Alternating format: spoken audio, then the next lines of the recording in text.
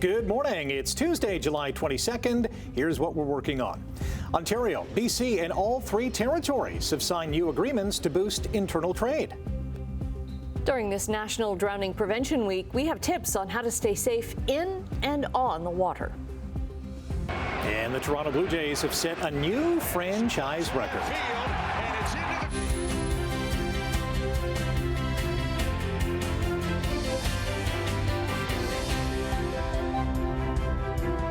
Well, we know the Blue Jays are red hot. Is the weather going to follow suit, Shelley? Good morning. Yeah, good morning, Rick and Annette. Yes, it is going to get quite hot. Today, pretty hot, but tomorrow into the weekend, we're looking at very extreme humidex values. We'll talk about that a little later on. We're going to get you started. If you're heading out the door, checking traffic and looking at the 403 through the Hamilton area, you can see it's quite lightly traveled at this time and not aware of any problems. Let's have a look at a few more cameras and see what's going on the 403 at the junction. Again, pretty quiet out there. Traffic flowing well in both directions through Burlington along the QEW. And we'll head a little further eastbound. Traffic moving towards us is your Toronto-bound commute. And you can see a little bit of bunching there and around the Ford plant. But again, nothing out of the ordinary. We're not aware of any problems, not seeing any flashing lights. So that's always a good sign. Both directions on the Burlington Skyway Bridge flowing well, looking good on the Hamilton and Burlington side of the Skyway.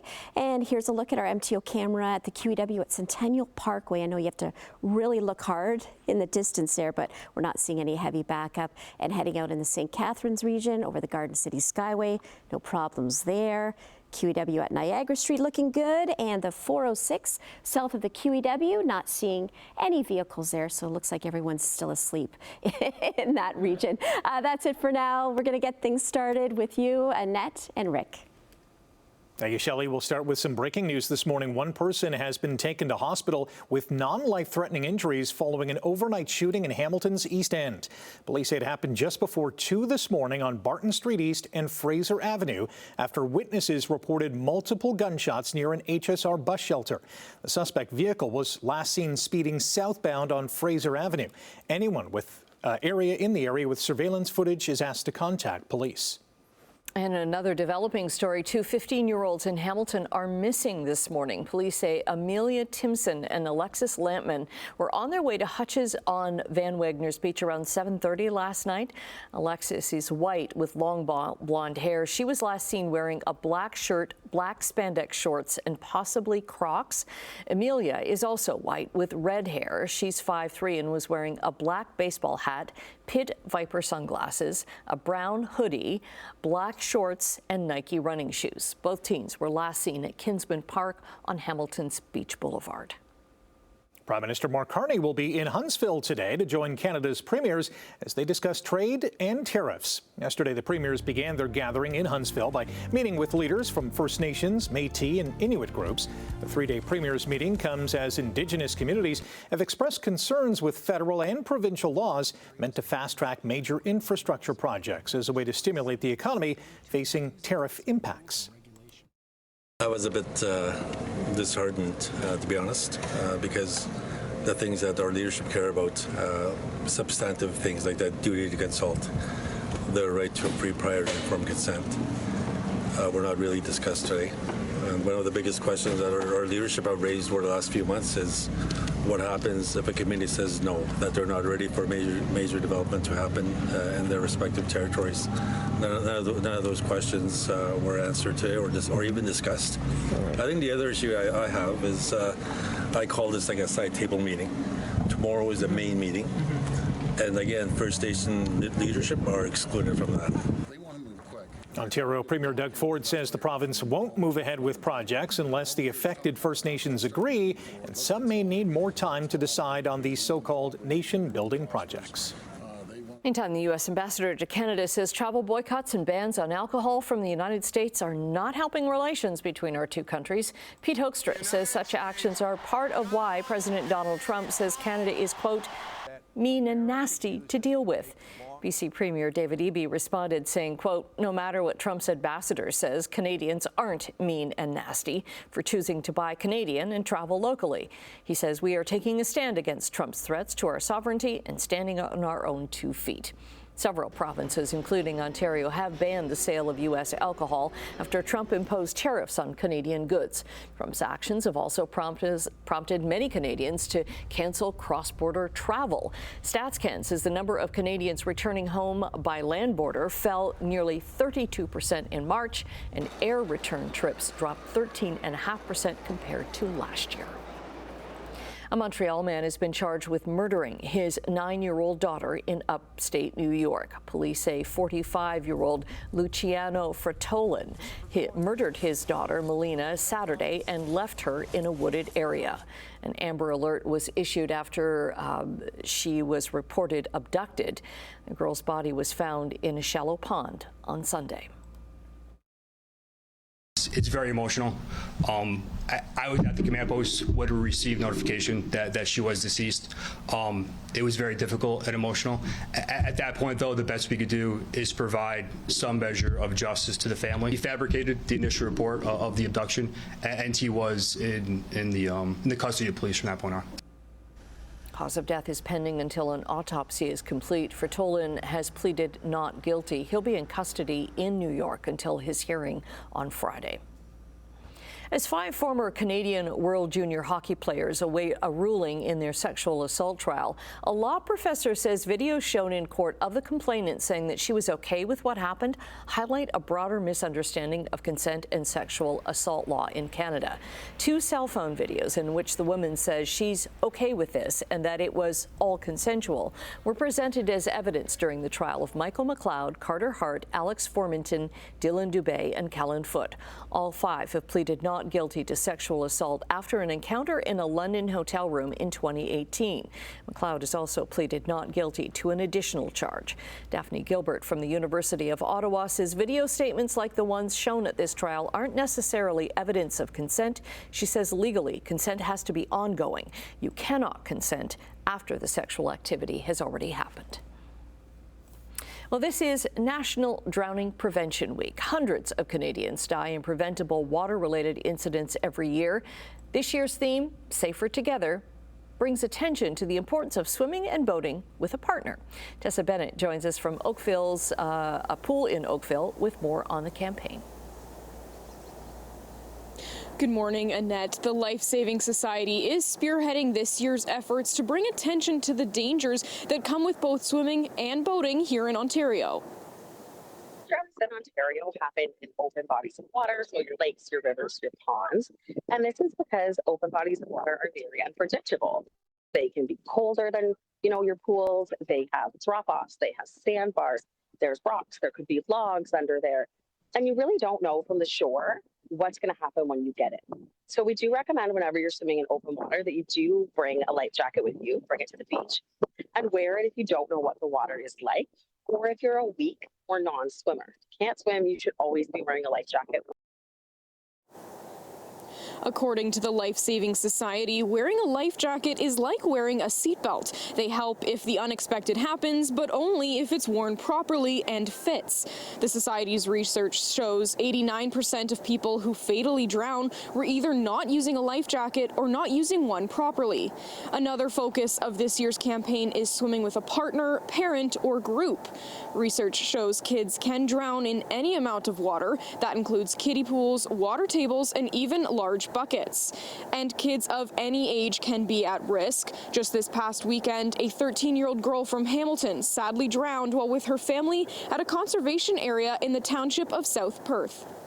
Now, events are happening all throughout the week, including here in Oakville. So later on, we will be speaking with a representative from Parks and Recreation here to learn more about this town's efforts to bring attention to drowning prevention. Back to you, Rick. Thank you, Tessa. Sports Line, the Blue Jays put their 10-game home winning streak on the line last night against the evil Empire, and fans who packed the Dome went home happy. And this is hooked to left field, and it's into the corner. Springer is in to score. Guerrero is getting the wave. And he'll come in two.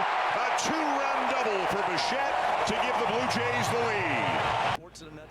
Bo Bichette hit a 2-run double to spark a 4-run fifth inning as the Blue Jays opened a 3-game series against the Yankees with a 4-1 victory. It was Toronto's franchise record 11th consecutive win at home and 4th straight victory overall, boosting their record to 59 wins and 41 losses, 4 games better than second-place New York. So yeah, it's been amazing. I mean, this is what I remember watching on TV when I was 17 years old at home, watching, you know, Bautista and Donaldson and all of them. So yeah, it's been they've made it really fun to play.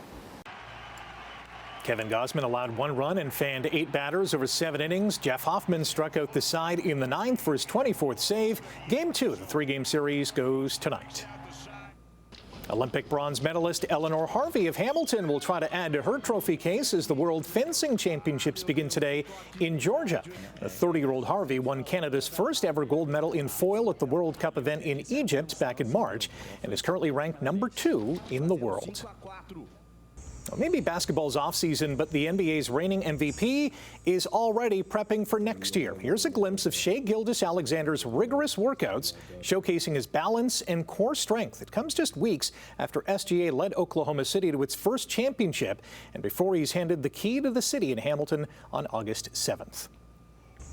After leading Canada to victory at this year's Four Nations face-off, head coach John Cooper is getting his same support staff for the 2026 Winter Olympics. Hockey Canada says Bruce Cassidy of the Vegas Golden Knights, Rick Tocchet of the Philadelphia Flyers, and former Dallas Stars head coach Pete DeBoer will serve as assistants on Cooper's staff for the Milan Cortina Games starting in February.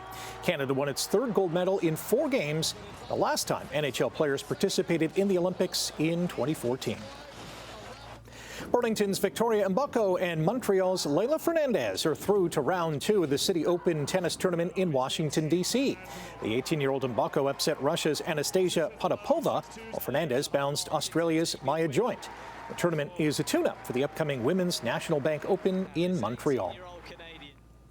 Carlos Alcaraz has become the latest tennis star to withdraw from the upcoming National Bank Open men's tournament in Toronto. The world number 2 says the event comes too soon after his appearance at Wimbledon and joins top-ranked Jannik Sinner and 24-time Grand Slam champion Novak Djokovic, who have already pulled out. World number 1 Aryna Sabalenka is also skipping the women's tournament, both of which begin on Saturday. Chris Paul is rejoining the LA Clippers for what's expected to be his 21st and final season in the NBA. The 40-year-old point guard is a 12-time All-Star who played in all 82 games for San Antonio last season. He became the first player to do so in his 20th season or later. He averaged 8.8 points and 7.4 assists and joins a veteran-laden team that includes Kawhi Leonard and James Harden. Well, volume is starting to fill in along the 403 through the Hamilton area. Nothing too heavy as of yet. Pretty typical for this time of the day and the morning commute. Let's have a look at a few MTO cameras, see where we stand. Here's a look at the Garden City Skyway, the east side. You can see the sun is up and lightly traveled. No major issues there. And looking at the QEW as you make your way towards the Burlington Skyway Bridge, Toronto bound, seeing a little bit of volume there, but looking good heading towards the upside. And we'll have a look at the other angle there. And we are seeing a little bit of volume as you make your way downbound towards Fairview, North Shore Boulevard. Looking good through Oakville along the QEW, both directions, a little bit of light volume and not seeing any problems through Burlington along the QEW. Looking good as you make your way east and westbound from the junction. Here's a look at the QEW through Guelph line, and a little bit slow along the 403 as you make your way towards that 403 QEW connection, which we do call the junction. So looking at our current radar, weather-wise for your morning commute, pretty good. It will be clear for most of the morning, most of the day, in fact. We're not picking up any precipitation on our radar for the region. And looking at current conditions, John C. Munro Airport with the clear skies, 13 degrees is the current temperature, and winds are right now pretty light out of the north. Heading a little west in the Windsor area, 14, 12 currently is the temperature in London. We're looking at 15 in the GTA, 12 in Niagara Falls, and a little bit cooler to southeastern Ontario with 9 in and around Kingston. We're looking at 12 in Ottawa, and heading a little bit further up north, we're looking at 9 degrees as your current temp. So sun is up, as you can see on our MTO cameras. It rose for us at 5:59. We'll set at 8:52. Now the last light of the day happening just before 9:30. So we're still hanging on to a little bit of daylight past 9, but you can see we are going a little bit backwards now with the day length. We will have a lot of sunshine today. 27 is what it should be. We'll pretty much be there. And as I mentioned, your morning commute will be clear. We're looking at 16 to 18 degrees with today's high of 24, feeling like 27. So that's the seasonal average. And keep in mind, there's a very high UV index reading today. That's it for now. Back to the desk. Thanks, Shelley. Coming up after the break, the union representing postal workers at Canada Post is continuing its call to reject the Crown Corporation's final offer as voting is underway. Checking the markets this morning, the Canadian dollar is up 5 basis points, now trading over 73 cents U.S. Gold is down $5.30 an ounce, and crude is 57 cents lower to $65.38 a barrel. In midday European trading, markets are down in London, Frankfurt, as well as Paris. In Asia, markets were down today in Tokyo, but up a bit in Hong Kong and Shanghai. On North American markets, the TSX gained only 3 points at close yesterday. The Dow was down 19. The Nasdaq was up by 78. That is another record high for the tech-heavy index. Striking workers at Canada Post have started voting on what the Crown Corporation is calling its final offer. From now until August 1st, the 55,000 workers will be able to vote either in person or by phone on the offer, which includes a wage hike of roughly 13% over 4 years. It's been nearly 2 years where Canada Post and its unionized employees have been deadlocked in negotiations over a new contract. It's the choice of employees on how they want to vote. It's a secret ballot, and we're hoping they vote yes, that they see that our offers provide a reasonable path forward and provide the certainty they've been looking for after 19 months of negotiations and 2 rounds of strike activity by CUPW that's cost them significantly. If there's a no vote, I'm not going to speculate on exactly what's going to happen there, but the reality will be the uncertainty that has been impacting our business significantly will continue. If workers at Canada Post do decide to ratify this latest offer, the new agreement would stay in place until January of 2028. The Bank of Canada's latest business outlook shows 28% of firms are planning for a recession. While that is down from the 32% last quarter, it's up from 15% over the previous 2 quarters. The central bank also shows consumer spending intentions are a little bit weaker right now because of persistent tariff threats from the United States. The Bank of Canada's next interest rate decision is coming at the end of the month. More than 5 million above-ground swimming pools sold across Canada and the U.S. over the last 2 decades are being recalled after 9 drowning deaths were reported in the U.S. The recall covers a range of Best Way, Intex Recreation, and Polygroup pools that were sold by Walmart, Amazon, Costco, and other major retailers as far back as 2002. Health Canada and the U.S. Consumer Product Safety Commission say these pools have compression straps running along the outside of the product. They say this may create a foothold for small children and allow them to access the water unattended, which can pose a serious drowning risk. Well, the Insurance Bureau of Canada says better disaster recovery is needed because of an increase in emergencies across the country. It's calling for national talks on how to better manage rebuilding. The Insurance Bureau says that as of July the 7th, rebuilding permits have only been issued for 56 of the 358 buildings that were destroyed in last summer's wildfire in Jasper, Alberta. It adds such delays are becoming common and adds a central agency could help to speed up recovery. All right, we're going to take a quick break right now. Shelley's going to be back with a look at traffic and the weather forecast. Stay with us. Good morning. Thanks for joining us. We're off to a pretty good start on our major routes in the region. Here's a look at the 403 at King Road. We are seeing a little bit of volume. The sun is out. It is bright and some typical bunching as you make your way along the eastbound Toronto-bound commute towards the junction. QEW east of Brant Street, no problems there. Lightly traveled through Walker's Line along the QEW and heading through Oakville, seeing a little bit of volume in both directions. Let's head over to the QEW at Fairview Street. Toronto-bound commute, starting to fill in, and over the Burlington Skyway Bridge looking good. Now, it appears that all lanes are open right now, but you can always expect a little bit of a slowdown along the Burlington Skyway with that construction, always causing a bit of a visual distraction. South end of the Burlington Skyway Bridge, no problems there. Again, on the Toronto-bound side, looks to be starting to fill in, but again, no surprises for this time of the day. And speaking of the time, yeah, it's pretty early at 6:24 a.m. Looking at our surface analysis, we're not seeing much of anything today, tonight, tomorrow. A little bit of precipitation for cottage country tomorrow. We are going to have a shift in our winds. A southerly flow is going to usher in some warmer air. We're looking at humidex values in the high 30s, could even be in the low 40s for a few days at least. Looking at your 7 days, so 27, around 27 today. We'll get up to about 33 with the humidex, and then we're looking at a humidex of 40 tomorrow. Feeling close to 40 on Thursday, even Friday as well, and Saturday. And there's a chance of some showers